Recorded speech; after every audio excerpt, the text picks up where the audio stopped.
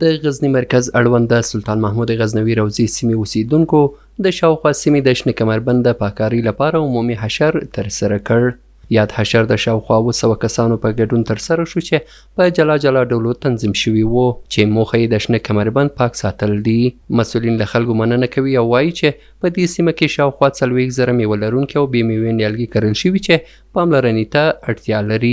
د روضې په ساحه کې د کوتل خواته یا د غره په ساحه کې دغه کارګر وروڼه راټول سوي دي، دغه خلک راټول سوي دي او له موږ سره د دې ځنګل په بیا رغونه کې ملي کمپاین ترسره کوي. عملا دلته داخل دي داسې به موږ کوشش کوو چې د غزني ولایت په نورو ساحو کې چې موږ څومره طبیعي ځنګلونه لرو د هغو د بیا رغونې دپاره نه ستړېدونکې هلې ځلې وکړو. روضې د شریفو متدینو خلکو دا همکاري وکړله او دا یو نوښت یې وکړه چې دی راټول شول او د موږ سره دا وعده وکړه چې موږ به دغه تراسونه بیا ورغوو تر څو پورې دغه نیالګي موږ ژوندي وساتو.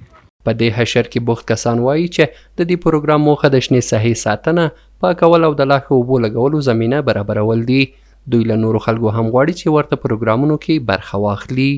کار شروع کردیم، آغاز کردیم به خاطر که این جنگلات یک محیط زیست است، سرسبزی منطقه و قریه است، از ولایت است.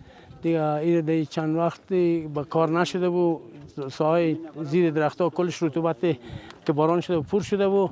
ما هم مردم خود خبر کردیم که با این یک کار دست جمعی نیم که همین درختها خوبتر سرسبزه به محیط زیست فایده‌مند است. خواست ما خب با کل قریه‌جات، با کل قریه‌های ما، با کل ولایت ما، ملت ما همی است که کل همیت همکاری داشته باشد، دلسوزی داشته باشد به خاطر که مفاد به خود قریه، اول به خود قریه، دوم به خود ولایت، به خود ملت، به خود می دولت ما کلش همی مفاد ماست.